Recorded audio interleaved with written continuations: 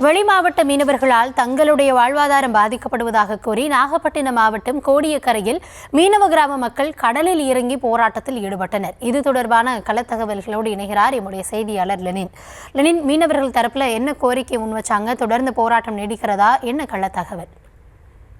நிச்சயமாக கௌதமி, நாகை மாவட்டம் வேதாரண்யம் அடுத்த கோடியக்கரையில் மயிலாடுதுறை உள்ளிட்ட பல்வேறு வெளி மாவட்டங்களைச் சேர்ந்த மீனவர்கள் தங்கி மீன் பிடித்து வருவதாக கூறப்படுகிறது. அந்த மீனவர்கள் அதிநவீன படகு மற்றும் உயர் ரக வலைகளை கொண்டு மீன் பிடித்து வருவதால் அங்குள்ள மீனவ கிராம மக்களின் வாழ்வாதாரம் பாதிக்கப்படுவதாக மாவட்ட நிர்வாகம் மற்றும் மீன்வளத்துறை அதிகாரிகளிடம் புகார் தெரிவித்துள்ளனர்.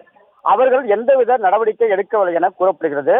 இதனால் ஆத்திரமடைந்த மீனவர்கள் தங்களுடைய தொழில் பாதிக்கப்படுவதாக கூறி ஆற்காட்டுத்துறை, புஷ்பவனம், வெள்ளப்பள்ளம் உள்ளிட்ட 10க்கும் மேற்பட்ட மீனவ கிராமத்தைச் சேர்ந்த மீனவர்கள் 1000த்திற்கும் மேற்பட்ட பைபர் படகுகளை கரையில் நிறுத்தி இன்று மீன்பிடிக்க செல்லாமல் கடலில் இறங்கி கருப்பு கொடி ஏந்தி தற்போது போராட்டத்தில் ஈடுபட்டு வருகின்றனர். போராட்டத்தை ஒட்டி தற்போது அசம்பாவிதங்கள் எதுவும் ஏற்படாத வண்ணம் போலீசார் குவிக்கப்பட்டுள்ளனர். போலீசார்கள் கடலில் இறங்கி போராடி கொண்டிருக்கக்கூடிய அந்த மீனவர்களிடம் தங்களுடைய கோரிக்கைகள் மீதான உரிய நடவடிக்கை எடுக்கும் என்று சொல்லி பேச்சுவார்த்தையில் ஈடுபட்டு வருகின்றனர்.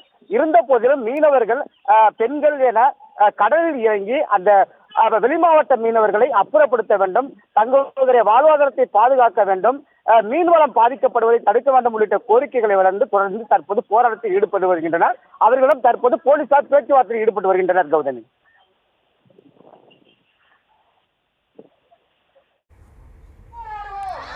தற்போதைய விவரங்களுக்கு நன்றி லெனின்.